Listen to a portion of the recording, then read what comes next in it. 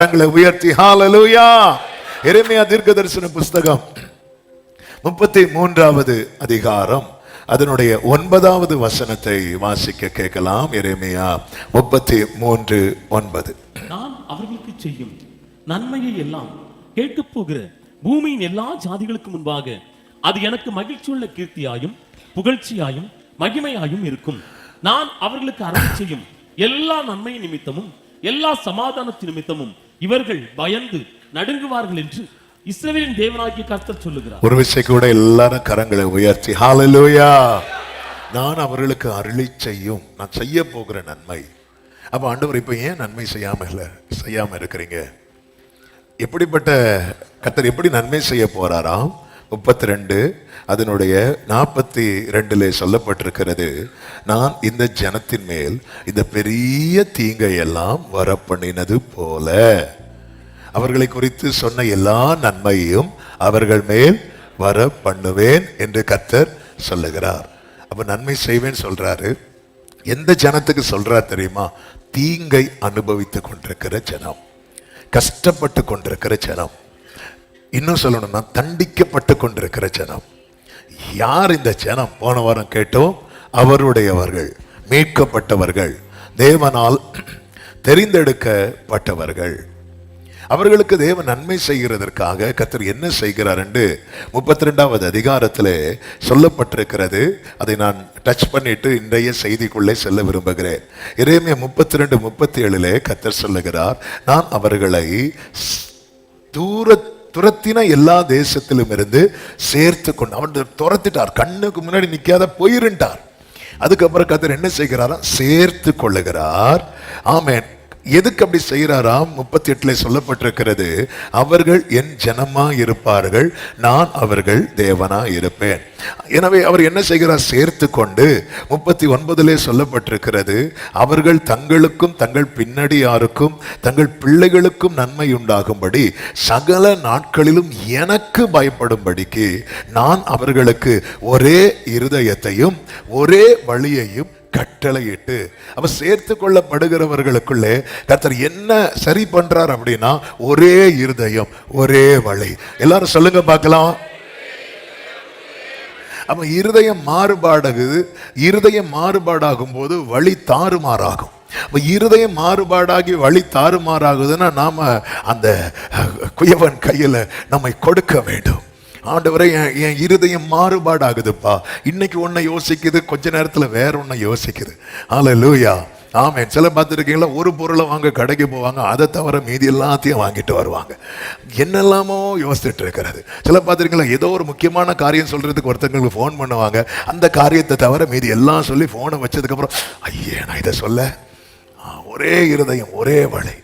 ஆமென். கைகள் ஏசாவின் கைகள், சத்தம் யாக்கோபின் சத்தம் என்ற நிலையில் இருக்கிறவர்கள் இப்படி இருக்க முடியாது. எனவே இது கர்த்தர் கட்டளையிடுகிறார். அப்ப இதுதான் நம்ம பாடினது போல, ஆமென், குயவன் கையில் மண் பாத்திரம் போல என்னை ஆண்டவரே, ஒரு விஷயம் கூட என்னை உருவாக்குங்க ஆண்டவரே, நான் நிறைய உருவாக்கப்பட வேண்டி இருக்கிறதப்பா. ஆண்டவர் சமூகத்தில் இருந்து ஆண்டவர் பாதத்தில் அமர்ந்து ஆண்டவருடைய வார்த்தைகளை கேட்க கேட்க தான் ஒரு காரியம் நன்றாய் புரிகிறது. நான் என்ன சொல்லிட்டு இருக்கிறேன்? நான் உருவாக்கப்பட வேண்டிய எவ்வளவோ இருக்கிறது. கொஞ்சம் கடல் கரையில் நின்று கால் நினைத்ததோ நம்ம நினைப்பு என்னன்னா, சமுத்திரத்தின் ஆழத்துல முத்துக்களை எடுத்துட்டு இருக்கிறோம் நினைச்சிட்டு இருக்கிறோம். இல்ல, ஆழம் இன்னும் இருக்கிறது. நாம் உருவாக்கப்பட வேண்டிய காரியங்கள் இன்னும் இருக்கிறது. ஒரே இருதயம் ஒரே வழியை கட்டளையிட்டு 40வது வசனத்திலே சொல்லுகிறார், ஆமென், அவர்களுக்கு நன்மை செய்யும்படி நான் அவர்களை விட்டு பின்வாங்குவதில்லை என்கிற நித்திய உடன்படிக்கை அவர்களோட பண்ணி அவர்கள் என்னை விட்டு அகன்று போகாதபடிக்கு எனக்கு பயப்படும் பயத்தை அவர்கள் இருதயத்திலே வைத்து சேர்த்து கொண்டு கட்டளையிட்டு வைத்து எங்களை நம்மை சேர்த்து கொள்ளுகிறார். ஒரே இருதயம் ஒரே வழியை கட்டளையிடுகிறார். அவருக்கு பயப்படும் பயத்தை நம்ம இருதயத்திலே வைக்கிறார். அப்ப தேவனால் உருவாக்கப்பட அவரே எல்லாத்தையும் செய்கிறார். ஒவ்வொன்றையும் இதெல்லாம் நம்ம கிட்ட இன்னைக்கு இருக்குதான்னு பாருங்க. இன்னைக்கு நம்ம ஆண்டவரை சேர்ந்து நிற்கிறோமா? அல்லது ஒரே இருதயம் ஒரே வழி இருக்கிறதா?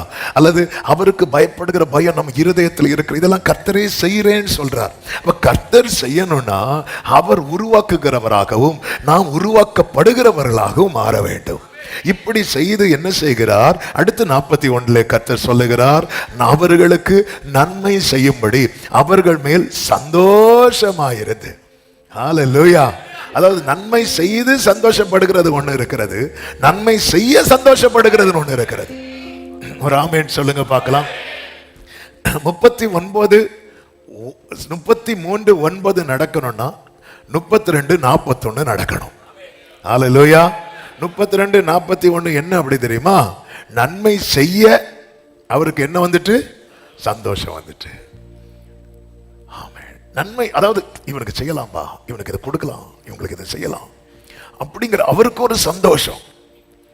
இஸ்ரவேலை ஆசீர்வதிப்பதே கர்த்தருக்கு, அவருக்கு அந்த ஒரு பிரியம் வரணும், அவர் சந்தோஷப்படணும். ஆனால் இவர்கள் அவரை துக்கப்படுத்தி கொண்டிருக்கிறதை தான் இந்த எரேமியாவை கொண்டு கண்ணீரோடு, எரேமியாவுக்கு பேரே வீப்பிங் ப்ராஃபட், அழுது கொண்டே இருக்கிற தீர்க்கதரிசி. அந்த கண்ணீர் எரேமியாவின் கண்ணீர் அல்ல, அது தேவனுடைய கண்ணீர். தீர்க்கதரிசினாலே அவருடைய வாயாவும் அவருடைய கண்ணாவும் செயல்படுகிறவர். ஆமென். ஆண்டவர் அழுறார், அழுறார். யோசேப்பை பறிகொடுத்து யாக்கோபு அழுதது போல அதிலும் மேலாக அந்த கண்ணீர் பத்தல. எரேமியாவுக்கு உள்ள இருக்கிற கண்ணீர் பத்தல, வெயிட்டா இருக்கு, பாரம். அதனாலதான் எரேமியா சொல்றார், என் தலை தண்ணீரும் என் கண்கள் கண்ணீருமா இருந்தால் அது எவ்வளவு நல்லா பத்த மாட்டேங்குது ஆண்டவரே. அவ்வளவு பாரம், ஆண்டவருடைய பாரம். ஹல்லேலூயா. அப்பா பிள்ளைக்கு மட்டும் இருக்கிற உறவின் விசேஷம் என்ன தெரியுமா? அந்த பிள்ளை அவ்வளவு, அந்த பிள்ளை கொன்னா போதுங்கிற தப்பு செஞ்சாலும் அந்த பிள்ளை மட்டும் பிழைகளை உணர்ந்து அப்பா கிட்ட திரும்பி, அப்பா சாரிப்பா இப்படி வந்துட்டா, இறங்காத தகப்பனே கிடையாது. ஆமென். அதனாலதான் அந்த இளையகுமாரனுடைய அந்த காரியத்தை இயேசு சொல்றார். ஏன் சொல்றாருன்னா, ஆயக்காரரும் பாவிகளும் அவரிடத்தில் வந்து சேர்ந்தார்கள் இருக்கு. அப்படிலாம் சேர முடியாது. தன் தப்ப உணர்ந்து, நான் இப்படி இருக்கிறேன், எப்படிப்பட்டவனா இருக்கிறேன், இப்படி பண்ணிட்டேனே, இந்த உணர்வு இல்லாம இயேசு கிட்ட வர முடியாது. இப்படி வரும்போது பரிசேயர்களுக்கெல்லாம் அது வந்து கொஞ்சம், இவங்கெல்லாம் எப்படி? அப்பதான் அந்த உவமையில பரிசேயர்களை மூத்த குமாரனா வச்சுட்டாரு, அவரை தகப்பனா வச்சுட்டாரு. மற்றபடி மூத்த குமாரர் யாருதான்? இயேசுதான். ஆனா இந்த உவமையில பரிசேயரத்துக்கு வச்சுட்டாரு. ஆமா, சொல்றான். அந்த இளையகுமாரன் எழும்பி வந்ததான், அப்பா நான் தப்பு பண்ணிட்டேன் சொன்ன, கட்டி பிடிச்சிட்டாரு. இந்த காலை வேளையில நீங்க எவ்வளவு தூரமா இருந்தாலும் நீங்க மனம் திரும்பி நீங்க இயேசு கிட்ட வாங்க, அணைக்கிறதுக்கு அவருடைய காரம் ரெடியா இருக்கு. யாரா இருந்தாலும் எல்லாருக்கும் இந்த நற்செய்தி இந்த காலை வேளையில அவர் அணைக்கிறதுக்கு. ஆமென் சொல்லுங்க பார்க்கலாம். எரேமியா 2:7 கர்த்தர் தீர்க்கதரிசியை கொண்டு வேதனையோடு சொல்லுகிறார், செழிப்பான தேசத்தின் கனியையும் நன்மையையும் சாப்பிடும்படிக்கு நான் உங்களை அவ்விடத்துக்கு அழைத்து கொண்டு வந்தேன். ஆனாலும் நீங்கள் அதற்குள் பிரவேசித்த போது என் தேசத்தை தீட்டுப்படுத்தி என் சுதந்திரத்தை அருவருப்பாக்கினீர்கள் என்று வேதனையோடு சொல்றார். நான் ஒவ்வொரு காரியத்தை செய்யறது வரை நீ என் கூட இருக்க, செஞ்சதுக்கு அப்புறம் நீ வேற ஆளா மாறுகிறாய். ஆமே, நாம் வேறு மனுஷனாய் மாறி உலகத்தான் அல்லேன்னு காட்டணும். ஆனா நம்ம ஆண்டவருக்கே வேறு மனுஷனாய் மாறுகிறோம்.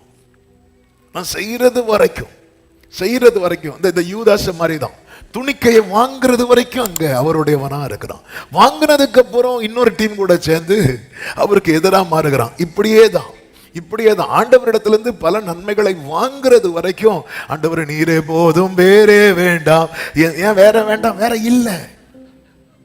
ஹல்லேலூயா. ஆமே, நீரே போதும். அதான் அடிக்கடி சொல்லும், அத்திமரம் துளிர் விடாமல் போனாலும், ஏன்னா அத்திமரம் இல்லை, எனக்கு எப்போ வருவீர் ஆண்டவர், ஏன்னா ஒண்ணுமே இல்லை. ஹல்லேலூயா. எப்போ ஆண்டவரே, வேற இல்லை. ஆனா அந்த நன்மைக்குள்ள பிரவேசித்ததுக்கு அப்புறம் அதாவது சந்தோஷப்பட்டு நன்மை செய்யறாது. நமக்கு தேவன் தருகிற நன்மைகள் தேவனுக்கு மகிமையா இருக்குதான்னு பார்க்கணும். மகிமையா இருக்குதா? ஆண்டவருக்கு மகிமையா இருக்குதா? எவ்வளவு நன்மைகள் செய்தார். இந்த ரோமர் 1:21 ஒரு வார்த்தை இருக்கும் பாருங்க. ரோமர் 1:21 வாசிங்க. அவர்கள் தேவனை அறிந்தும் அவரை தேவனென்று மகிமைப்படுத்தாமலும் ஸ்தோத்திரியாமலும் இருந்து, அதாவது ஆண்டவருக்கு மகிமையும் செலுத்தல, ஸ்தோத்திரியாமல் இருந்தன்னா அவங்க நன்றி உள்ளவர்களாகவும் இல்லை. தேவனென்று அறிந்தும் தேவனென்று மகிமைப்படுத்தாமலும் ஸ்தோத்திரியாமலும் இருந்து தங்கள் சிந்தனைகளினாலே வீணரானார்கள். உணர்வில்லாத அவர்களுடைய இருதயம் இருளடைந்தது. ஒவ்வொரு நன்மைக்கு, அதாவது நன்றி உள்ளவர்களாகவும் இருக்கணும். ஒரு பக்கம் வர்ஷிப்ல நம்ம ஆராதனையில கவனிக்க வேண்டிய ஒரு காரியம், முக்கியமான 2 காரியம். ஒன்று அவர் யார் என்று மகிமைப்படுத்தணும். சத்தமா சொல்லுங்க. அவர் ஏன்னா நம் ஆண்டவர் எல்லாரை விட ரொம்ப நல்லவர் என்று சொல்லுகிறது ஒரு இருக்கிறது. நம் ஆண்டவர் போல பெரிய தேவன் யார் இல்லைன்னு சொல்றது இருக்கிறது. எல்லாவற்றுக்கும் மேல நமக்குள்ள ஆழமா எழுத வேண்டிய ஒரு சத்தியம் என்னவென்றால், அவர் ஒருவரே தேவன்.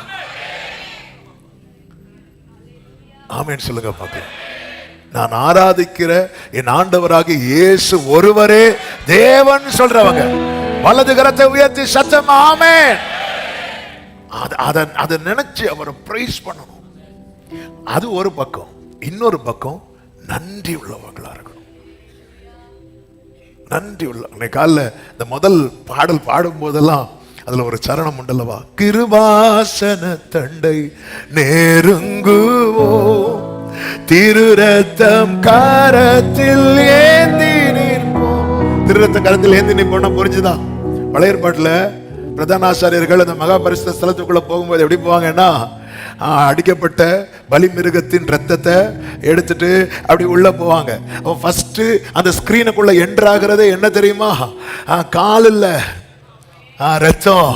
அந்த ரத்தம் உள்ள போனதுக்கு அப்புறம் இவங்க வராங்க. அந்த ரத்தம் வந்ததுனால ஹalleluya எவ்வளவு தேங்க்ஃபுல்லா இருக்கணும் தெரியுமா? ஒவ்வொரு முறை ஆண்டவர் சமூகத்துல வரும்போது ஹalleluya ஹalleluya தேவன் என்று மகிமைப்படுத்தணும். நன்றி உள்ளவங்களா இருக்கணும். அதான் ஸ்தோத்தரிக்கணும். ஆண்டவரே நன்றி, என்னை கொண்டு வந்தீங்க, என்னை நடத்தினீங்க. ஆண்டவரே ஒவ்வொரு நீர் தருகிற ஒவ்வொன்றுக்காக நீங்க ட்ரெஸ் எடுத்து போடுறீங்கல்ல காலையில போடும், நன்றி அப்பா. இந்த ட்ரெஸ்ஸை என்ன போட வச்சீங்களே அப்பா. ஹalleluya ஆமென். ஆகாரத்துல கை வைக்கும் போது நன்றி அப்பா, என்ன சாப்பிட வச்சிட்டீங்களே அப்பா. ஹalleluya எல்லா இது ஆண்டவர் பார்க்கிறா. இது செய்யாம இருக்கிறவங்க வீணா போயிடுவாங்களாம். ஹalleluya அந்த வேட வீணராயிட்டாங்க. உணர்வில்லாத அவர்களுடைய இருதயம் இருளடைந்தது. அந்த வீணரா இருக்கிறாங்க தெரியுமா, அவங்க இருள்ல இருப்பாங்க. சர்ச்சில் இருக்கிறது மாதிரி, நான் சர்ச்சுக்கு என்ன கொண்டு வந்திருக்கிறார், நான் தேவன் என்று அவரை மகிமைப்படுத்தாமலும் நான் ஸ்தோத்தரியாமலும் இருக்கிறேன் அப்படின்னா நான் வீணா இருக்கிறேன்னு அர்த்தம். வீணரானார்கள். இப்படிப்பட்டவர்கள் நீங்க கீழே படிச்சீங்கன்னா தெரியும், அவர் அசுத்தத்துக்கு ஒப்பு கொடுத்தார் அப்படின்னு இருக்கும். அசுத்த தேவன் அவர்களை அசுத்தத்திற்கு ஒப்பு கொடுத்தார். எப்படி பல நேரத்துல அநேகருக்கு ஒரு கேள்வி இருக்கலாம், எப்படி நான் நல்லா ஆராதிக்கிறேன், அதுக்கப்புறம் எப்படி இந்த அருவருப்புல போய் இருக்கிறேன்? சர்ச்சுக்கு போயிட்டு வந்ததுக்கு அப்புறம் எப்படி சிலர் என்னன்னா, இவங்க சர்ச்சுக்கும் போறாங்க, இங்கேயும் வராங்க, அங்கேயும் போறாங்க, இங்கேயும் வராங்க.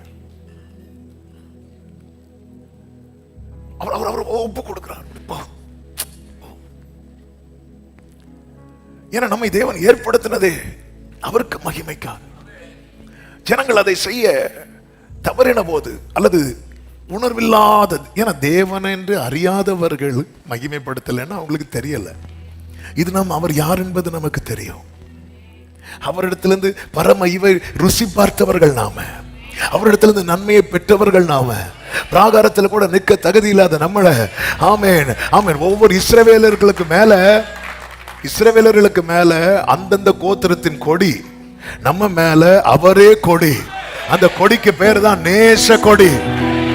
எவ்வளவு பாராட்டி இருக்கு, எவ்வளவு தேங்க்ஃபுல்லா இருக்கணும் தெரியுமா, எவ்வளவு நன்றி உள்ளவர்களா இருக்கணும் தெரியுமா. அதாவது இல்லாதவைகளை குறித்த 1000 கவலைகள் நமக்குள்ள இருக்குமானால் இருக்கிறவைகளை குறித்த 10,000 ஸ்தோத்திரங்கள் நமக்குள்ள இருக்கணும். நான் சொல்றது எத்தனை பேருக்கு புரியுதுன்னு தெரியல. நிறைய காரியங்கள் இல்ல, 1000 இல்ல, ஆனா தேவன் நமக்கு செய்யாததை விட செய்தது ஏராளம். நீங்க அதனால செய்தவைகளுக்கு முதல்ல ஸ்தோத்திரம் பண்ணுங்க, செய்யாதவைகளை குறித்து அப்புறம் கலக்கப்படுங்க. அதனாலதான் ஆண்டவர் நீ என்னதான் கலங்கினாலும் ஸ்தோத்திரத்துடனே கூடிய ஜெபம். முதல்ல அவர் நான் உனக்கு நிறைய செஞ்சிருக்கிறேன் ஆண்டவரே, இந்த நாள்ல ஆண்டவரே எனக்கு முதுகு வலிக்குது, ஆண்டவரே உன்னை முதுகு வலிக்குதுன்னு சொல்ல வைக்கிறேன் பாரு, அதுக்கு ஒரு கிருபை. எத்தனை பேர் அதை கூட சொல்ல முடியாம சொல்லிட்டு இருக்கிறான். உன்னை வாயை திறந்து முதுகு வலிக்குனாவது.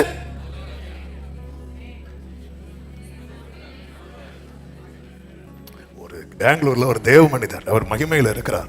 அவங்க சர்ச்சில் மீட்டிங் போயிருக்கும் போது அவரை குறித்து என்னுடைய தகப்பனாருடைய நண்பர் அவரை குறித்து பேசி கொண்டிருக்கும் போது அவருடைய மகன் அப்போ அவங்க சொல்றாங்க, அதாவது அந்த போதகருக்கு சுகர்ல வந்து ஒரு கால் எடுத்துட்டாங்க.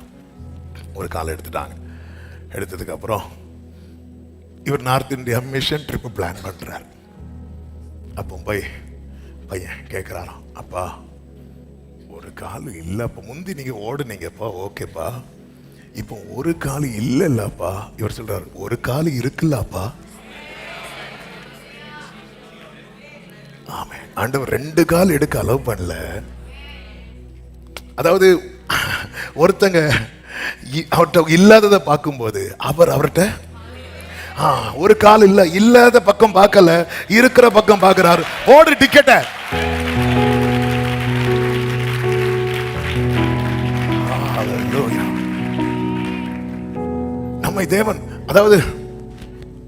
நம்மை தேவன் அனுபவிப்பதற்கு மட்டும் அழைச்சிட்டு வரல, ஆராதிப்பதற்கு அழைச்சிட்டு. ஜனங்கள் இதை தவறுறாங்க. ஆண்டவர் இதை அவங்களுக்கு புரிய வைப்பதற்காக அநேக உவமைகள், அநேக காரியங்களை வைத்து எரேமியாவை கொண்டு பேசுகிறார். இந்த எரேமியா புத்தகத்தில் படிக்க சொன்னேன், படிச்சீங்களா தெரியல. அதுல 3 காரியங்களை இன்னைக்கு செய்தியாக சொல்லி ஜெபிக்க விரும்புகிறேன். 3ஐயும் சொல்லி விடுகிறேன். 1 கச்சை. எல்லாரும் சொல்லுங்க பார்க்கலாம். கச்சைனா பெல்ட், கச்சை. 2 கலசம். சொல்லுங்க பார்க்கலாம், சத்தமா சொல்லுங்க. கலசம் சொல்லு. கலசம்னா ஜார், கிளே ஜார், ஓகே, மண்பாண்டம். 3 களிமண். சொல்லுங்க பார்க்கலாம், களிமண். 3ஐயும் சொல்லுங்க சத்தமா. எனக்கு கவசம்லாம் கேட்டு, கச்சை, கலசம், களிமண். இது வந்து ஜனங்களுக்கு புரிய வைப்பதற்காக எரேமியாவை கொண்டு, தீர்க்கதரிசியை கொண்டு சில செயல்களை செய்ய வைக்கிறார். ஆமே.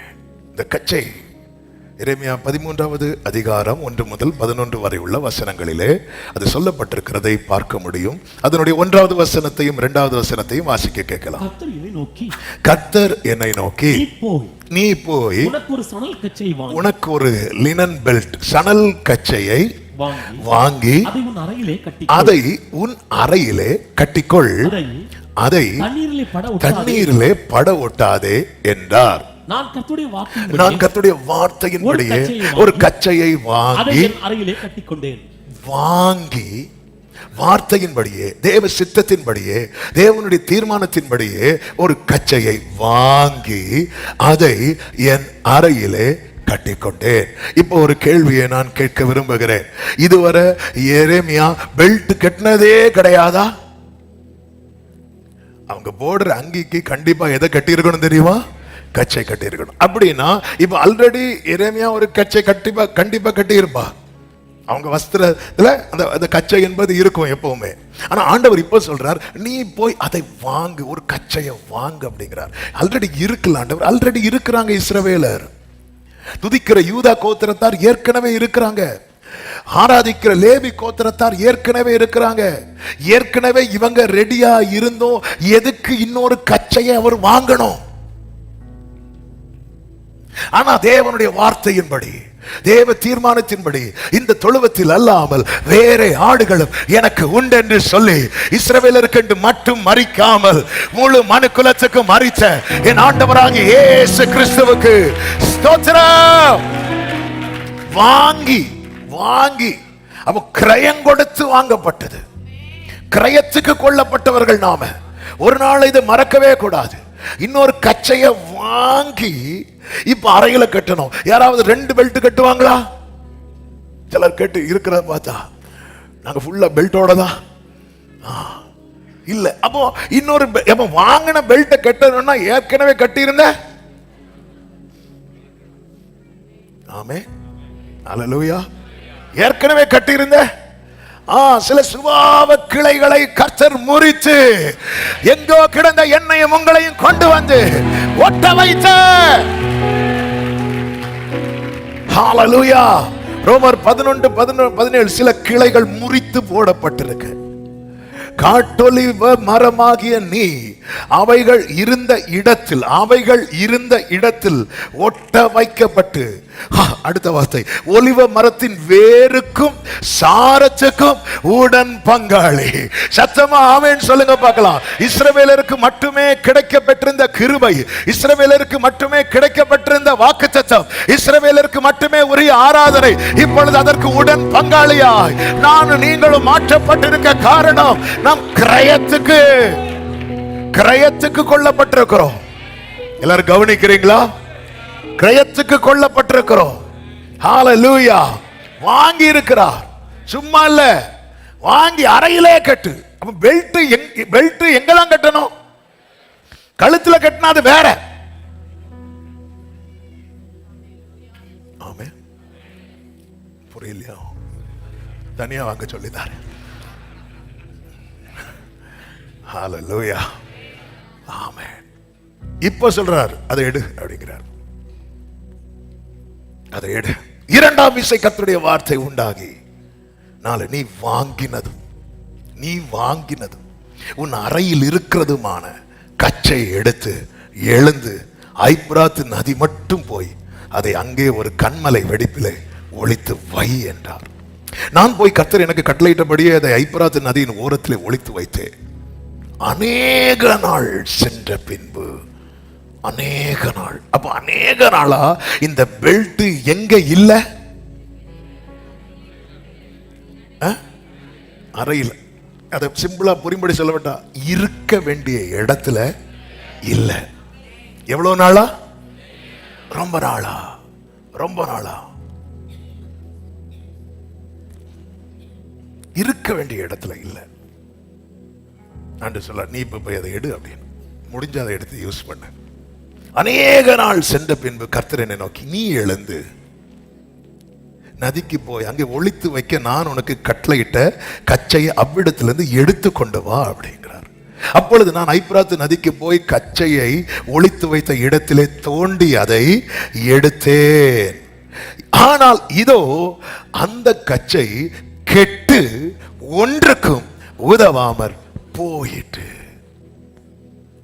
ஒரே லைன்ல புரியும்படி சொல்றேன். கிரயத்துக்கு கொல்லப்பட்டது இருக்க வேண்டிய இடத்துல இல்லைன்னா அது ஒன்றுக்கும் உதவாமற் போய்விடும். அப்ப ஒன்ன விலை கொடுத்து வாங்கினது சும்மா வைக்கிறதுக்கல்ல, பிரயோஜனப்படுத்துறது. அதாவது பெல்ட் இருக்குல்ல, பெல்ட்ல நிறைய ஸ்டைலா பெல்ட் வச்சிருப்பாங்க. ஆனா பெல்ட் அலங்காரத்துக்காக யூஸ் பண்ணக்கூடியது கிடையாது, அது அவசியத்துக்காக யூஸ் பண்ணக்கூடியது. ஹல்லேலூயா. இந்த மேக்கப் எல்லாம் போடுறது அவசியமா அலங்காரமா?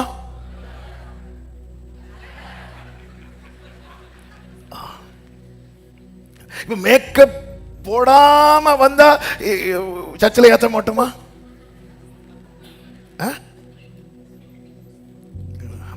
அங்க ஒரு பார்க்க செய்கிறது அப்படி சொல்றீங்களா? சரி, அது அலங்காரம். ஆனா பெல்ட் அலங்காரமா அவசியமா? இவ்வளவு தைரியமா இருக்க காரணம் பெல்ட்.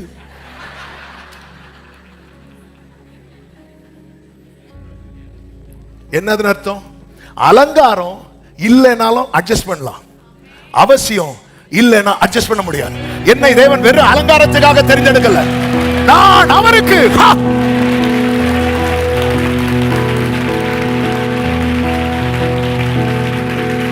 ஆதாமே, நீ எங்க இருக்கிற? நீ எங்க இருக்கிற? இருக்க வேண்டிய ஸ்தானத்துல இல்லைன்னா கிரயத்துக்கு கொல்லப்பட்டவனும் கெட்டு ஒன்றுக்கும் உதவாமல் அநேக நாள், ஒரு நாள் 2 நாள் அல்ல, அநேக நாள், அநேக நாள். இப்போ நீ காலம் தாண்டின பிறகு என்ன எடுங்கன்னா எடுப்பார்.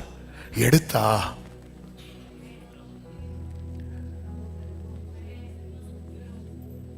பதிமூன்று 11 வாசிங்க. கச்சையானது கச்சையானது மனுஷனுடைய அறைக்கு சேர்க்கையா இருக்கிறது போல நான் இஸ்ரவேல் குடும்பத்தார் அனைவரையும், யூதாவின் குடும்பத்தார் அனைவரையும் எனக்கு ஜனங்களாகவும் கீர்த்தியாகவும் துதியாகவும். இதுதான் 33:9. ஹல்லேலூயா. எனக்கு கீர்த்தியாகவும் துதியாகவும் மகிமையாகவும் சேர்க்கையாக்கி கொண்டேன். ஆனாலும் அவர்கள் எனக்கு செவி கொடாமற் போனார்கள் என்று கர்த்தர் சொல். உங்க மேல பெரிய அழைப்பு இருக்கலாம், பெரிய கிருபை இருக்கலாம், பெரிய தேவ திட்டம் இருக்கலாம். ஆனா ஒன்றை புரிந்து கொள்ளுங்கள், இருக்க வேண்டிய இடத்துல இருந்தா மட்டுமே நாம் பிரயோஜனப்படுவோம். இருக்க வேண்டிய இடத்துல இருந்தால் மட்டுமே. சவுலை போல இஸ்ரவேலின் முதல் ராஜா கர்த்தருக்கு மகிமை. அப்போ அவன் என்ன ஒரு என்னைக்குமே இந்த ஃபர்ஸ்ட்ங்கிறது என்னைக்குமே அது ஒரு ஸ்பெஷல் தான் இல்ல. ஃபர்ஸ்ட் ஒரு வீட்டில் முதல்ல பிள்ளை பிறக்கும் போது அது அது அது வேற, அது தனி.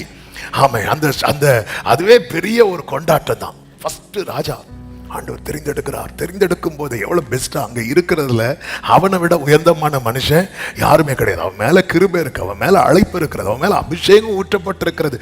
ஆனாலும் வேதம் சொல்லுகிறது அவன் ஒளித்துக் கொண்டிருந்தான் என்று சொல்லப்பட்டிருக்கிறது. அவன் ஒளித்துக் கொண்டிருக்கிறது வரைக்கும் அந்த கிருபையினாலோ அந்த அபிஷேகத்தினாலோ அவனுக்கு எந்த பிரயோஜனமும் இல்லை. அவன் இருக்க வேண்டிய ஸ்தானத்தில் அவனை கொண்டு போய் அவனை தேடி பிடிச்சி கண்டுபிடிச்சு கொண்டு வந்து நிறுத்துறாங்க பாருங்க. ஆமென். அவன் நிறுத்தப்பட்ட பிறகுதான் அவன் மேல இருக்கிற அபிஷேகத்துக்கும் அவன் மேல இருக்கிற அழைப்பும் அந்த இடத்துல தான் அவனுக்கு அலங்காரமாய் மாறுகிறது. ஆதாம் செய்த பாவம், அந்த பாவம் அவனை இருக்க வேண்டிய ஸ்தானத்தில் இருக்க விடாமல் தள்ளி விடுகிறது. 1 நாள் 2 நாள் அல்ல, அநேக நாள். ஆண்டவரே சொல்லுகிறார், நீடிய பொறுமை உள்ளவர் சொல்லுகிற வார்த்தை தான் 15வது அதிகாரம் 6வது வசனம் 15:6. ஆமே, நீ என்னை விட்டு பின்வாங்கி போனாய், ஆகையால் என் கையை உனக்கு விரோதமாய் நீட்டி உன்னை அழிப்பேன். அடுத்த வார்த்தை சொல்லுகிறார், நான் பொறுத்து பொறுத்து பொறுத்து பொறுத்து. சரி, இந்த வாரத்துல மாறிடுவான், இந்த வாரத்துல மாறிடுவான், இந்த மாசத்துல மாறிடுவான், இந்த வருஷத்துலயாவது மாறிடுவான். பொறுத்து பொறுத்து இளைத்து போனேன் என்று கர்த்தர் சொல்லுகிறார். அநேக நாள். இப்போ திடீர்னு காலம் தாண்டின பிறகு, கிருபையின் வாசல் அடைபட்ட பிறகு, உனக்கான டைம் முடிஞ்சதுக்கு அப்புறம் உன் ஸ்தானத்துல இன்னொருவன் ஏற்படுத்தப்பட்ட பிறகு கர்த்தருக்கு மகிமை உண்டாவதாக. இந்த சவுலை பாருங்க. ஆமென். தாவீதை அந்த ஸ்தானத்தில் ஏற்படுத்தின பிறகு அவர் போய் தீர்க்கதரிசனம் சொல்லிட்டு இருப்பாரு. அவன் மேல இருக்கிற கிஃப்ட் அது, அவன் மேல இருக்கிற அழைப்பு அது. கர்த்தரை தேட போவாரு. தேடி ஒண்ணும் கிடைக்கல, உடனே குறி சொல்றவள்கிட்ட போய் விழுந்து கிடப்பான். காலம் தாண்டினதுக்கு அப்புறம் நம்ம பண்றதெல்லாம் ஒன்றுக்கு உதவாமல். அந்த வேர்டு ஆமே கண்ணுக்கு முன்னாடியே கொஞ்ச நேரம் நின்றுட்டே இருந்துச்சு. நீ இருக்க வேண்டிய ஸ்தானத்துல இல்லை. நான் யாரா இருந்தாலும் சரிதான், பேசி கொண்டிருக்கிற நானா இருந்தாலும் சரிதான். ஆமே, நாம் இருக்க வேண்டிய ஸ்தானத்துல இல்லாம போயிட்டோன்னு வைங்களேன். ஆமே, ஹல்லேலூயா ஹல்லேலூயா. இந்த லெதர் ஷூ எல்லாம் இருக்குல்ல, அது ஷூ ஆகட்டும் பெல்ட் ஆகட்டும், நீங்க யூஸ் பண்ணாமலே வச்சீங்கன்னா அதெல்லாம் கெட்டு போயிடும். நீங்க யூஸ் பண்ணாம வச்சீங்கன்னா அது கெட்டு போயிடும். நமக்கு சொல்ல சேஃபா தான் இருக்கு, கண்மலை வெடிப்புல தான் இருக்கு, ஒளிப்பதில் தான் இருக்கு. நீ போய் அதை எடுத்து பாரு எப்படி இருக்கு. இப்படிதான் பாருக்கிறாங்க. சும்மா அனுபவிக்கிறதுக்கெல்லாம் நம்மை தேவன் அழைத்து கொண்டு வந்தது. அனுபவிக்கிறதுக்கு மட்டும்னா நம்மை மீட்க வேண்டிய அவசியம் இல்லை. ஆமென். அப்பம் கொடுத்து கிளம்பி சென்று வாருங்கள், மீட்டிங் முடிந்ததுன்னு சொல்லி அனுப்பி விட்டு இருக்கலாம். அப்படி அல்ல. ராஜாக்களாகவும் ஆசாரியர்களாகவும் நம்மை தேவன் ஏற்படுத்தி வைத்திருக்கிறார். கச்சையானது மனுஷனுடைய அறைக்கு சேர்க்கையா இருக்கிறது போல, சேர்க்கையா இருக்கிறது போல. அநேக நாள். இப்போ திடீர்னு ஒரு எழுப்புதல் வந்து, இதோ தருகிறேன் ஆண்டவர் ஒப்புக்கொடும். எடுத்து பார்த்தா ஒன்றுக்கு உதவாம. இந்த பெல்ட் ஆகட்டும், இந்த ஷூ ஆகட்டும், அது கெட்டு போயிட்டுன்னா நீங்க பாருங்க, அது பிஞ்சு வரும். அது அப்படியே அடந்து வரும். ஒரு வகையிலே செட் ஆகாது, அடந்து வரும். அதை யூஸ் பண்ண முடியாது. ஓங்கி கெட்டலான்னு பார்த்தா பின்னாடி பொத்துட்டு வரும்.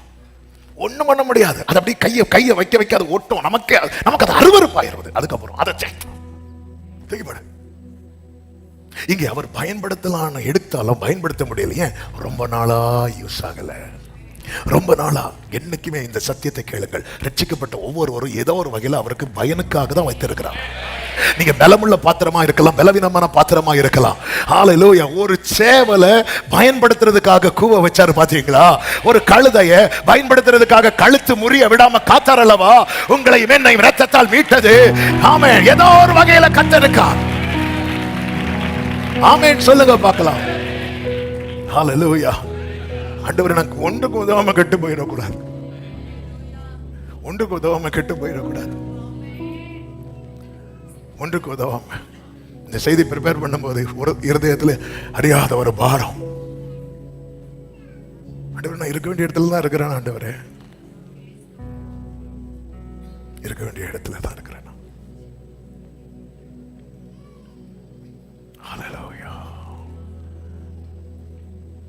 ஆனா நம்ம என்ன நினைச்சிடும்? சேஃபா இருக்கிறோம். எங்க இருக்கிறோம்? கண்மலை வெடிப்பில் இருக்கிறோம். சேஃபா இருக்கிறோம். சேஃபா இருக்கிறோம். ஆனா இப்ப கையில எடுத்து பார்த்தா அந்த வசனத்தை பாருங்கள். 7 அந்த கச்சை கெட்டு ஒன்றுக்கும் உதவாமல் போய் கெட்டு ஒன்றுக்கும். அப்ப இதுக்கு கொடுத்த கிரயம் என்ன ஆயிட்டு? எப்படி இருக்கும்? நமக்கு கச்சை எவ்வளவுங்க இருக்கும்? ஒரு 500 ரூபாய், ஒரு 200 ரூபாய், ஒரு 1000 ரூபாய். நீங்க எவ்வளவு பிராண்டட் பெல்ட் வாங்கினாலும் யூஸ் பண்ணலன்னா வேஸ்ட். ஒன்றுக்கு இதுக்கு கொடுத்த கிரயம் அவருக்கு எவ்வளவு வலிக்கும், எவ்வளவு பெயின்ஃபுல். ரத்தம் சிந்தி மீட்டார்.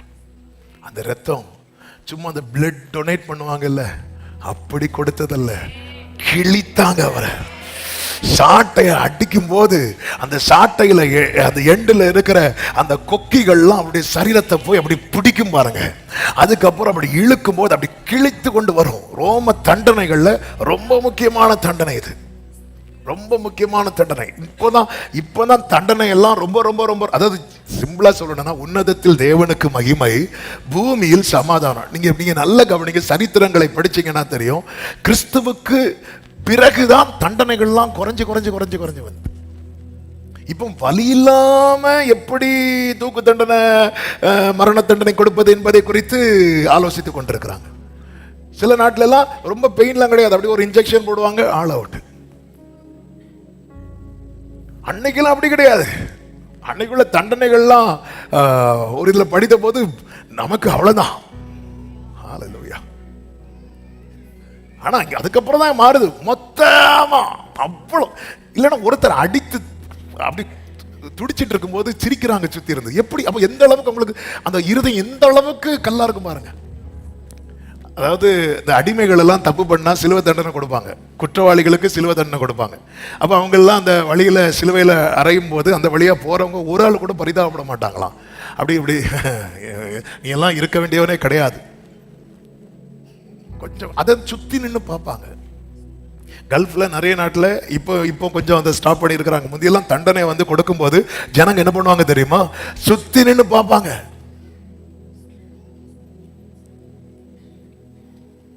அந்த அளவுக்கு அவர் கிரயம், அந்த கேடு அப்படின்னு இருக்கு பைபிள்ல.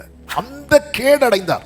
அந்த கேடு அடைந்தார்னா இதுக்கு மேல யாரும் அடி வாங்க முடியாது, இதுக்கு மேல யாரும் கஷ்டப்பட முடியாது. அவர் அந்த கேடு அடைந்து என்ன இடுப்புல தூக்கி வைக்கிறார்.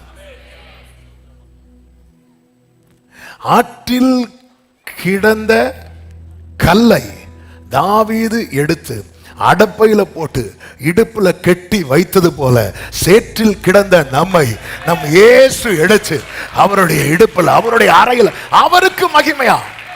அப்ப நல்ல கவனிங்க. அப்ப வீட்டுல இருந்து ஒருத்தங்க வெளியே இறங்கும் போது பெல்ட் போட்டுட்டு இறங்குறாங்க. அவன் தேவன் நம்மை முன்னிறுத்தி தம்மை வெளிப்படுத்த சித்தம் வைத்திருக்கிறார். அவருக்கு கச்சையாய் உண்மையிலே இருந்தவன் தானியேலின் தேவனாக அறியப்படுகிறார். அவ்வளவுதான். அவருக்கு மகிமைனா என்ன? அவர் சூரியனின் தேவனாய் அறியப்பட எவ்வளவு நேரம் தாங்க வேணும்? இல்ல, நான் இருக்கிறவராகவே இருக்கிறேன்னு சொல்லும்போது மோசே எனக்கு புரிய மாட்டேங்குது ஆண்டவரே. அப்போ முச்செடியில் எழுந்தருளும் போது யெகோவான்லாம் சொல்லல, யெகோவாங்கிற ஒரே வேர்டோட முடிஞ்சிடும். ஆனா அப்படி சொல்லாம ஐ ஆம் தட் ஐ ஆம் அப்படிங்கிற, நான் இருக்கிறவராகவே இருக்கிறேன். இது மோசைக்கு புரியல. எப்பவுமே ஆண்டவர் முதல்ல நம்ம கிட்ட பேசும்போது அவருடைய ஸ்டாண்டர்ட்ல பேசுவார். நமக்கு புரியாதுன்னு நல்லாவே தெரியும். அதுக்கப்புறம் நம்ம ஸ்டாண்டர்டுக்கு அவர் இறங்கி வருவார். இப்ப இறங்கி என்ன சொல்லியிருக்கலாம், மோசே வானத்தை படைத்தவர் பூமியை படைத்தவர் போய் சொல்லு அப்படி சொல்லியிருக்கலாம். இல்ல இல்ல இல்ல இல்ல இல்ல, அதெல்லாம் அவருக்கு மகிமை. அவர் சொல்ல, உனக்கு ஆபிரகாமை தெரியுமா, உனக்கு ஈசாக்க தெரியுமா, உனக்கு யாக்கோபு, ஆமாண்டவரே அவங்க தேவன் போய் சொல்லு. ஹல்லேலூயா. அதாவது இன்னாருடைய அப்பா அப்படி சொல்லும்போது ஒரு சந்தோஷம். அவங்க தேவன் சொல்லு. ஆமே ஆண்டவர், இந்த ஆபிரகாம் அந்த கிழவனா அவங்க தேவன் சொல்லு. அந்த ஈசாக்கு எவன் அடிச்சாலும் வாங்குவானே, எவன் அடிச்சாலும் வாங்குவான். எங்க துறவு தோண்டினாலும் அடிப்பாங்க, ஒதுக்கி ஒதுக்கி போவானே, வாழ தெரியாதவன் பிழைக்க தெரியாதவன் அவன் தேவனா, அவன் தேவன் தான் சொல்லு. இந்த யாக்கோபு அந்த பூச்சியா சொல்லு, எனக்கு அதுதான் பேர் பிரஸ்தாபம். நாம இருக்கிற இடத்துல, நம்ம வேலை பார்க்கிற இடத்துல, நாம போற வர இடத்துல நம்முடைய தேவனாய் அவர் அறியப்படுகிறார்னா நாம அறையில் இருக்கிற கச்சை. அப்படி அறியப்படலைன்னா நம்ம ஒன்றுக்கு உதவாத கச்சை. நாம கெட்டு போன கச்சையா இருக்க கூடாது, அவரை கட்டி பிடிக்கிற கச்சையா இருக்க வேண்டும். கெட்டு போன கச்சை அல்ல, அவர் அறையை கட்டி பிடிக்கிற. ஹல்லேலூயா. ஆமென். ஹல்லேலூயா. டைம் போகுது. ஆமென். ஜீசஸ். கெட்டு போன, அதாவது இனி என்னால ஒன்ன யூஸ் பண்ண முடியாதுன்னு அவரு சொல்லிடவே கூடாது. முடிஞ்சு, அதோட நம்ம ஒரு லாங்குவேஜ்ல சொல்லணும், அதோட ஜோலி முடிஞ்சு. ஆமென்.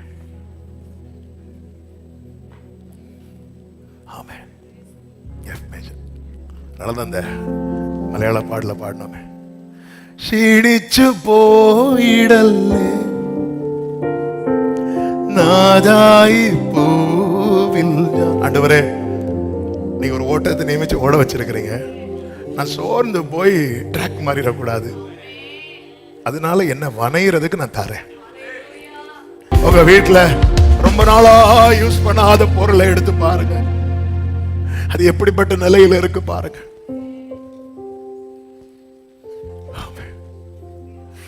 ரொம்ப நாளாச்சு இந்த கச்சையை நான் அறையில கேட்டேன். ஆண்டவர் என்ன சொல்றார் தெரியுமா, நீங்கள் இடுப்பில் வைத்து சுமக்கப்படுவீர்கள், மடியில் வைத்து தாளாட்டப்படுவீர்கள். அவர் இதை மிஸ் பண்றாரு. ரொம்ப நாளாச்சு. இரண்டாவது கலசம், எரேமியா 19வது அதிகாரம் 1, 2, 10, 11 வாசிக்கலாம். 1, 2, 10, 11. கர்த்தர் சொன்னது, நீ போய் குயவன் வேலையான ஒரு கலசத்தை கொண்டு ஜனத்தின் மூப்பரிலும் ஆசாரியர்களின் மூப்பரிலும் சிலரை கூட்டிக் கொண்டு கிழக்கு வாசலுக்கு எதிரான இன்னோமுடைய குமாரன் பள்ளத்தாக்கிலே புறப்பட்டு போய் நான் உன்னோட சொல்லும் வார்த்தைகளை அங்கே பிரசித்தப்படுத்து. 10, 11. உன்னோட கூட வந்த மனுஷருடைய கண்கள், உன்னோட கூட வந்த மனுஷருடைய கண்களுக்கு முன்பாக அந்த கலசத்தை உடைத்து. நல்ல கவனமா கேளுங்க, இந்த கலசத்துல ஒரு டேமேஜ் கிடையாது. ஆனாலும் சொல்றாரு உடைச்சு போடு அப்படிங்கிறார். உடைத்து போட்டு அவர்களை நோக்கி திரும்ப செப்பனிடப்படக்கூடாத குயவனுடைய மண் பாண்டத்தை, அப்ப என்றென்றைக்கும் என்று உடைக்கிறார், என்றென்றைக்கும் என்று உடைக்கிறார்.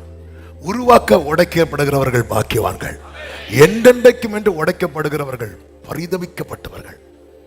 திரும்ப செப்பனிடப்படக்கூடாத குயவனுடைய மண் பாண்டத்தை உடைத்து போட்ட வண்ணமாக இந்த ஜனத்தையும் இந்த நகரத்தையும் உடைத்து போடுவேன் என்று கர்த்தர் ரொம்ப வேதனையோடு மிகவும் கோபத்தோடு சொல்லுகிறார்.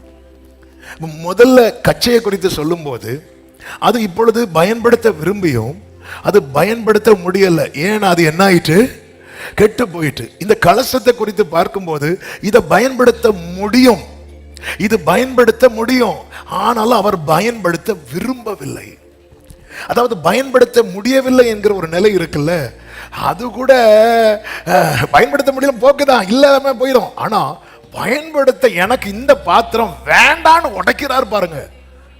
அப்படி ஒரு நிலைமை மட்டும் வாழ்க்கையில வந்துடவே கூடாது. அவன் நல்ல அப்படின்னாரு. அந்த பரிசையன்ட்ட என்ன டேமேஜிங் இருக்கு? வாரத்துக்கு 2 நாள் ஃபாஸ்டிங் இருக்கிறான். யாராவது இங்க இருக்கிறோமா? தசம பாகம் கரெக்டா கொடுக்கிறான். 10 கட்டளைகளை ஃபாலோ பண்றான். என்ன டேமேஜிங் இருக்கு? வேண்டான்ட்டார் அவரு. இது அவரை சார்ந்தது. இது அவரை சார் வேண்டான்ட்டார் அவர். எனக்கு அது வேண்டாம் அப்படின்ட்டார். அதாவது பயன்படுத்த முடியலப்பா, ஏசாவை இதுக்கு மேல ஆசீர்வதிக்க முடியலன்னு ஈசாக்கு அழுதார் பாத்தீங்களா? இது அழுகலாம் கிடையாது, முடியாது. ஆண்டவர் என்ன ஆண்டவர் கரெக்டா தானே ஆண்டவர் இருக்கு.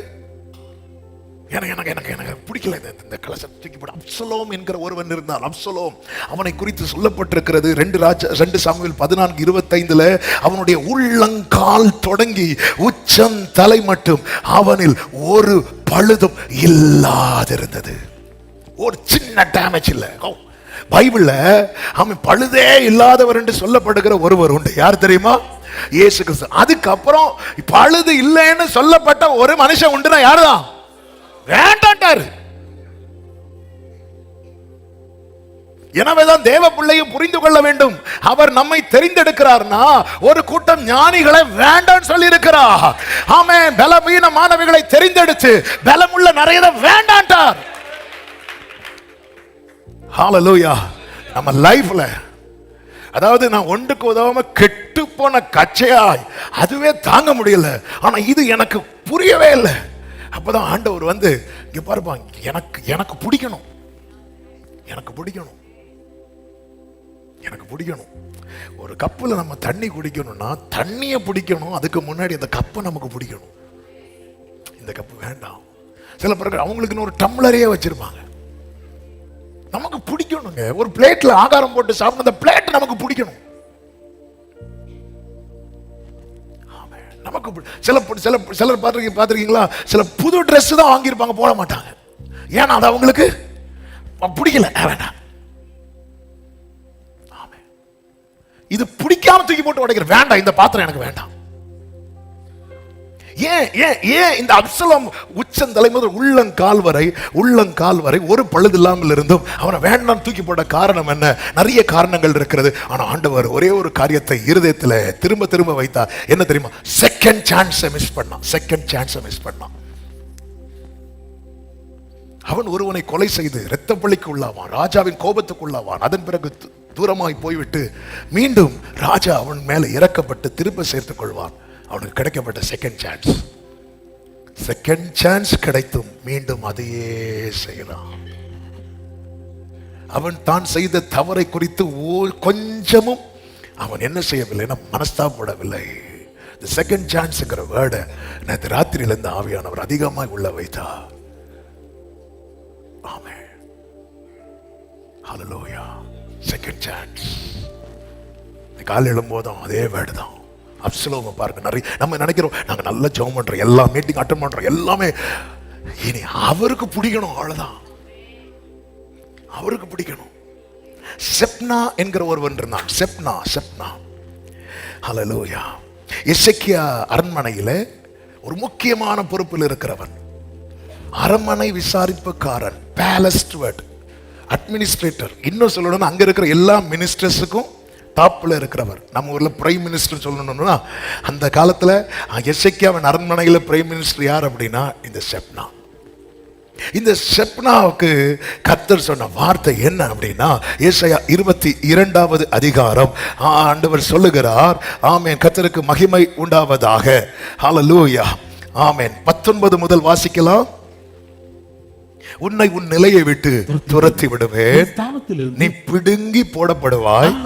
இல்கியாவின் குமாரனாகிய எலியாக்கிம் என்னும் என் ஊழியக்காரனை நான் அழைத்து உன் வஸ்திரத்தை அவனுக்கு தரித்து இடைக்கட்டி அவன் கையிலே கொடுப்பேன்.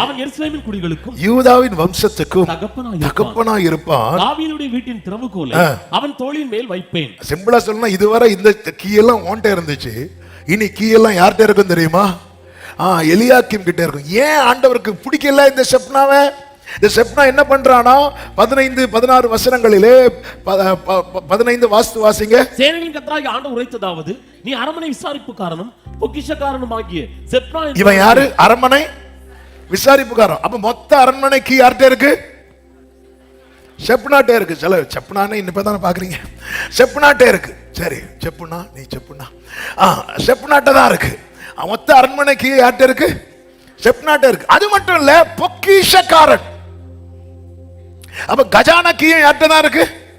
செப்னாட்ட தான் இருக்கு. இவன் இதை வச்சு என்ன பண்றான் அப்படின்னா, அடுத்த வசனத்தை வாசிங்க. உயர்ந்த ஸ்தலத்திலே கல்லறையை வெட்டி தன் கல்லறை. அப்ப இவனுக்குள்ள என்ன ரொம்ப ஜாஸ்தி ஆயிட்டு தெரியுமா? பெருமை. கல்லறையை கூட 4 பேர் பார்க்கிறது மாதிரி தான் பிளான் பண்றான். உயர்ந்த ஸ்தலத்திலே தன் கல்லறையை வெட்டி கன்மலையிலே தனக்கு வாசஸ்தலத்தை தோண்டுகிறவனை போல நீ உனக்கு இங்கே கல்லறையை வெட்டும்படி உனக்கு இங்கே என்ன இருக்கிறது? உனக்கு இங்கே யார் இருக்கிறார்? இந்த 2 கேள்வி என்னைக்குமே நமக்குள்ள எழும்பிட்டே இருக்கணும். உனக்கு இங்க என்ன இருக்கு? உனக்கு இங்க யார் இருக்கிறாங்க? ஒண்ணுமே கிடையாது. தான் உண்மை. இன்னைக்கு ஏதாவது இருக்குன்னு அவர் தந்தது. அவர் புடுங்கிட்டாருன்னா உனக்கு இங்க என்ன இருக்கு? ஆமென். ஒரு விஷயம் உங்க நெஞ்சில கை வைக்க பார்க்கலாம். நான் இந்த கேள்வியை 4 தடவை கேட்டாச்சு. அதனாலதான் நீங்களே உனக்கு இங்க என்ன இருக்கு? நம்ம இதை பக்கத்துல கேட்கறதுதான் பிரச்சனை. உனக்கு இங்க யார் இருக்கிறா? அதான் யோபு சொல்றாருல, நிர்வாணியா தான் வந்தேன். அப்போ இவன் இங்க என்ன பண்றான் அப்படின்னு இந்த வசனத்தை வச்சு ஒரு விஷயம் புரிஞ்சு கொள்ள முடியும். ரொம்ப பெருமை, ரொம்ப பெருமை. அடுத்து ஒரு முக்கியமான காரியம், இவனுக்கு இருக்கிற அதிகாரத்தை தவறாய் பயன்படுத்துறான். ஏன்னா பொக்கிஷ கீ அவன்கிட்ட இருக்கு. எசேக்கியா ஆலயத்தை பழுது பார்த்துட்டு இருக்கிறான். எசேக்கியா அரண்மனை விசாரிப்புக்காரன். என்ன ஒரு பொசிஷன். அவனுக்கு என்ன பண்ணலான்னு பார்த்துட்டு இருக்கிறான். எசேக்கியா பார்வையில் இவன் பெஸ்ட் அப்படிங்கிறதுனால தானே அவனை தூக்கி வச்சார். ஆண்டவர் பார்வையில் இல்லை இல்லை இல்லை. ஆண்டவர் சொல்லார், இங்கே பாரு, தாவீதின் வீட்டு திறவுகோலை ஓன் தோல்ல இருந்து எடுத்து அவன் தோல்ல வைப்பேன். வச்சாரா? வச்சாரு. சனகரிப் அசிரிய ராஜா யூதருக்கு விரோதமா டீம் அனுப்புறான். ரப்சாகி தலைமையில் அவங்க போய் நிற்கும் போது அரண்மனையிலேருந்து முக்கியமான 3 பேர் புறப்பட்டு போகிறார்கள். அதில் இந்த செப்னாவும் இருக்கிறான். ஆனால் அப்போ செப்னாக்கு ரோல் எப்படிப்பட்டதாக இருந்துச்சு தெரியுமா? ஏசாயா 36வது அதிகாரம் 3வது வசனம். 36:3. அப்பொழுது இல்க்கியாவின் குமாரனாகிய எலியாக்கீம் என்னும் அரண்மனை விசாரிப்புக்காரனும் 22வது அதிகாரத்தில் அந்த அரண்மனை விசாரிப்புக்காரனா யாரை பார்த்தோம்? அவர் மாத்திருவார். இங்க யார் வந்துட்டா? ஆண்டவர் அவர் பார்வையில தன்னைத்தான் உயர்த்துகிறவன் என்று ஒருவன் காணப்பட்ட அவனை தாழ்த்துவார்.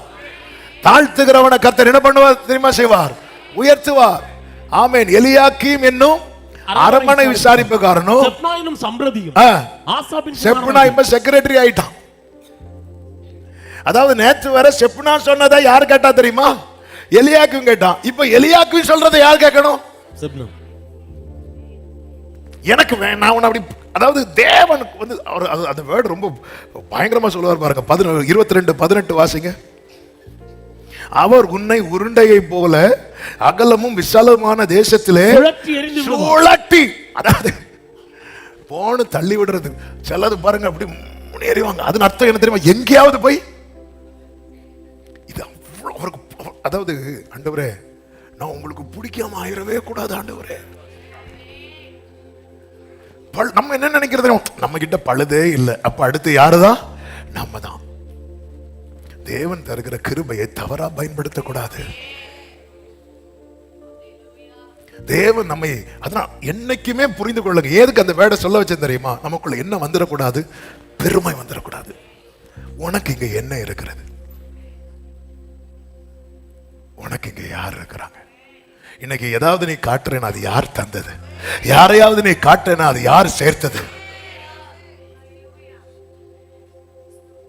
கூடாரவாசிகளாகும் நமக்கிங்கு வீடென்று நாடென்று. ஆமென். கூடாரவாசிகள்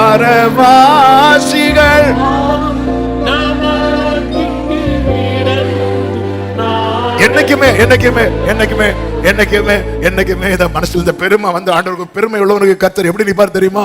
எதிர்த்து நிப்பார். அந்த பரிசேண்ட ஒரு குறை கிடையாது, பெருமை இருந்துச்சு. நீங்க நல்ல ஜெபம் பண்றீங்க, ஜெபம் பண்றதுனால ஒரு பெருமை வந்துடக்கூடாது. நிறைய பைபிள் ரீட் பண்றீங்க, பெருமை வந்துடக்கூடாது. நல்லா பாடுறீங்க, பெருமை வந்துடக்கூடாது. ஆண்டவருக்கு தூக்கி போட்டதுக்கு மேட்டரே கிடையாது. அதாவது பெஸ்டா நிறுத்தினார் பாருங்க. அந்த சவுல் வேண்டான்னு தூக்கி போட்டார். வேண்டாம், எனக்கு வேண்டாம் அப்படின்ட்டார். அப்படிதான் நீ வார்த்தையை எரிஞ்சது போல கர்த்தர் உன்னை வேண்டவே வேண்டான்ட்டார். அதுக்கப்புறம் சவுல் அழுதான். சாமுவேலுடைய வஸ்திரத்தை பிடித்து அழுறான். சாமுவேல் விடுன்னு சொல்லி போகும்போது வஸ்திரம் என்னாச்சு? கிழிஞ்சு. சவுல் பர்பஸாக கிழித்தான் இல்ல. சாமுவேல் சொல்றான் இதே போல உன்னை கிழிப்பார்ட்டார். இதான் ஆண்டவர் ஒருத்தனை வேண்டான்னு வச்சாருன்னு வைங்களேன், அவன் சரி எல்லாமே அவனுக்கு ஆபத்தா முடியும். சாமுவேல்ட்ட அழுதுதான் வஸ்திரத்தை பிடிக்கும். எனக்கு அதெல்லாம் படிக்கும் போதெல்லாம் தாங்க முடியாது. சில கேரக்டர்லாம் பார்த்தா சவுல் ஒண்ணு, ஏசா ஒண்ணு, யூதாஸ் ஒண்ணு, எல்லாம் பார்த்தா வேண்டாம்னு வச்சுட்டாரு. பஸ்கால இருக்கிறாரு, திடீர்னு ஏசு போ அப்படின்ட்டார். சரி, அதான் சொல்லுங்க, நம்ம ஆண்டவருடைய ஒரு பக்கத்தை மட்டும் பார்த்து பார்த்து அப்படியே இருக்கக்கூடாது. அவரை மொத்தமா பார்க்க பழகணும். ஆமென். அவர் அவர் அவர் அன்பானவரை மட்டும் பார்த்துட்டு அவர் அவர் ஆமென். நீ அதனால அவர் கண்ணில் இருக்கிற கிருபையை மட்டும் பார்க்க கூடாது, அவருடைய கண்களில் இருக்கிற நெருப்பையும் பார்க்கணும். அவருடைய கண்கள் அக்கினி ஜுவாலை போன்றது, அதை பார்க்கணும். ஹல்லேலூயா. அவர் வேண்டான்னு சாமுவேல் சொல்ல, நீ இப்படி பண்ணது என்ன? அதனால கர்த்தர் வந்து உன்னை தள்ளி உன் ஸ்தானத்தில் இன்னொருத்தனை ஏற்படி வைப்பான்னு சொன்ன விழுந்து அழுறான். அவன் அழுறான், கெஞ்சுறான். சாமுவேல் திரும்பி போகும்போது வஸ்திரத்தை பிடிக்கிறான். அந்த வஸ்திரம் கிழிஞ்சிட்டு கொஞ்சம். சாமுவேல் சரி தெரியாத, அதை வேணும்னா கிழிச்சா இல்ல, இதே போல உன் ராஜ்யத்தை அவர் கிழிப்பார். உன் கதை முடிஞ்சிட்டாரு. ஒருத்தனை தள்ளிட்டாருன்னு வைங்களேன், அவன் என்ன செஞ்சாலும் அது அவனுக்கு தீமையை தான் முடியும். நம்ம லைஃப்ல இப்படி ஒரு நிலை ஆண்டவர் வந்து, அதனால தானே ஃபாதர் அழகாத பாடி இருக்கிறாங்க. ஈமேனர் வலியோனை அகற்றினே, தாழ்ந்தோரை உயர்த்தினே, வலியோரை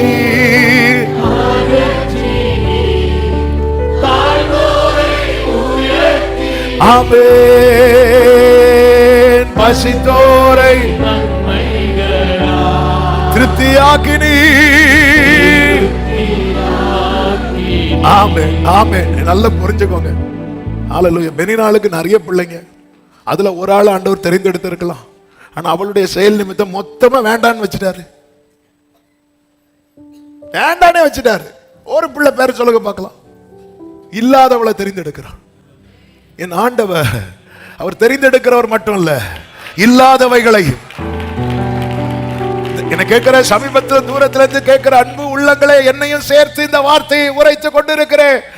நம்ம லைஃப்ல இந்த கலச திரும்ப செப்பனிடக்கூடாத.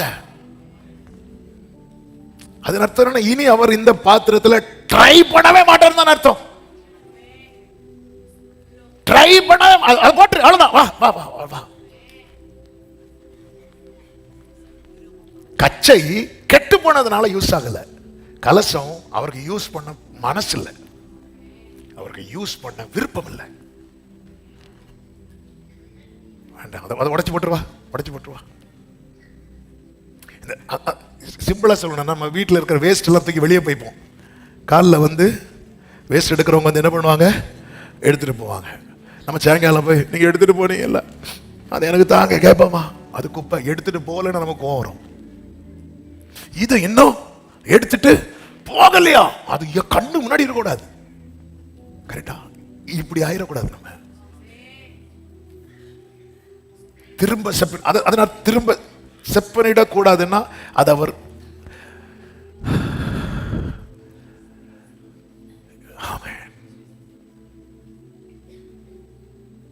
மூன்றாவது களிமண். எரேமியா 18வது அதிகாரம். நீ எழுந்து குயவன் வீட்டுக்கு போ, அங்கே என் வார்த்தைகளை உனக்கு தெரிவிப்பேன். அப்படியே நான் குயவன் வீட்டுக்கு போனேன், இதோ அவன் திரிகையினாலே வணைந்து கொண்டிருக்கிறான். குயவன் வனைந்து கொண்டிருந்த மண்பாண்டம் அவன் கையிலேயே கெட்டு போயிற்று. அப்பொழுது அதை திருத்தமாய் செய்யும்படி, தன் பார்வைக்கு சரியாய் கண்டுபடி குயவன் அதை திரும்ப வேறே பாண்டமாக வனைந்தான். என்ன ஆண்டவரே, அங்க ஒரு கலசத்தை தூக்கி போட்டு உடைக்கிறீங்க, இதுவும் கெட்டுதானே போச்சு, இதை ஏன் திரும்ப வணைகிறீங்க? ஒரே ஆன்சர், அந்த மண் இன்னும் திரிகையிலும் அந்த மண்ணு மேல அவருடைய கரமும் இருக்கிறது. என்னை இன்னும் வணையணும். என்னை ஆண்டவரே யூஸ் பண்ணல அப்படிங்கிறதுக்கு முன்னாடி, யூஸ் பண்ண தொடங்கினதுக்கு அப்புறம் என்னை தூக்கி போட்டுறக்கூடாது. அதனால தன் பார்வைக்கு சரியாய் கண்டபடி, ஆண்டவரே உங்க பார்வைக்கு நான் இப்போ கச்சையாவோ கலசமாகவோ இல்லை, நான் களிமண்ணா இருக்கிறேன் ஆண்டவர். ஆமா, நீங்க எல்லாம் எத்தனை வருஷம் இருக்கிறீங்க, நீங்க எல்லாம் கச்சையா இல்லப்பா. இந்த செய்தியை ப்ரிப்பேர் பண்ணும்போது, ஆவியானவர் இந்த வார்த்தைகளை தரும்போது, ஆண்டவரே நான் கச்சையாகவும் இல்லை, நான் கலசமாகவும் இல்லை, நான் கச்சையாகவும் கலசமாகவும் மாறணும்னா நான் யாரா இருக்கணும் தெரியுமா?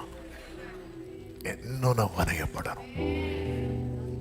என்ன ஆண்டவர் யூஸ் பண்ண மாட்டேங்கிறீங்க அப்படின்னா அதன் அர்த்தம் நான் என்ன சொல்ல விரும்புறேன்? நான் கச்சையாயிட்டேன், நான் யாராயிட்டேன்? கலசமாயிட்டேன். திரிகையில வச்சா சுத்த விடுவார், கையை மேலவே இருக்கும். தன் பார்வைக்கு, நம்ம ஓகே சொல்றது வரையில, தன் பார்வைக்கு சரியானபடி. அப்ப இன்னும் என்ன சுத்த விட்டுட்டே இருக்கிறீங்கன்னா இன்னும் நான் யாராகல, சரியாகல.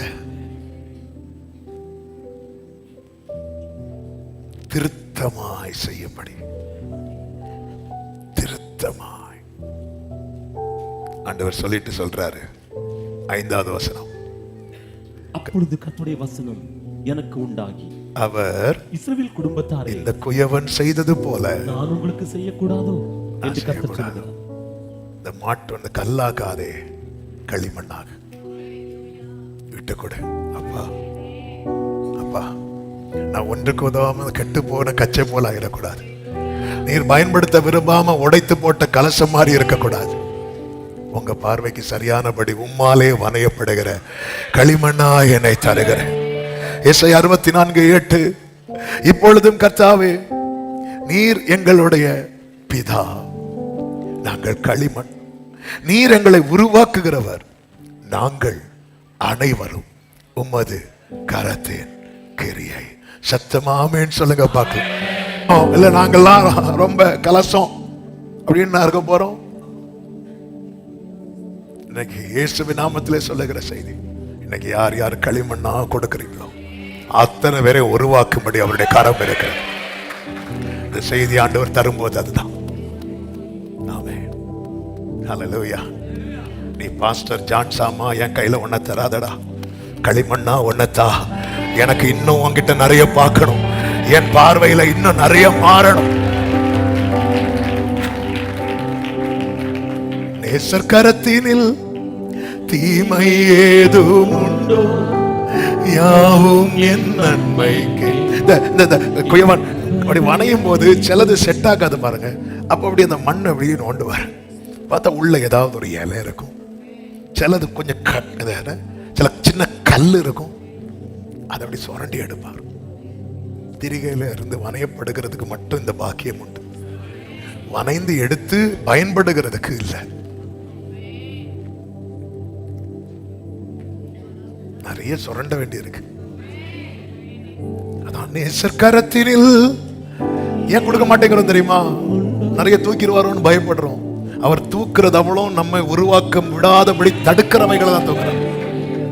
உம்முடைய கிருபை, உம்முடைய பிரசனம், உம்முடைய அன்பு எங்களை வணைகிற குயவனே முழுமையா தருகிறோம். நேசர் கரத்தில் தீமை ஒன்றுமில்லை. அப்படி இருந்து நாங்க தர தயங்கணும்.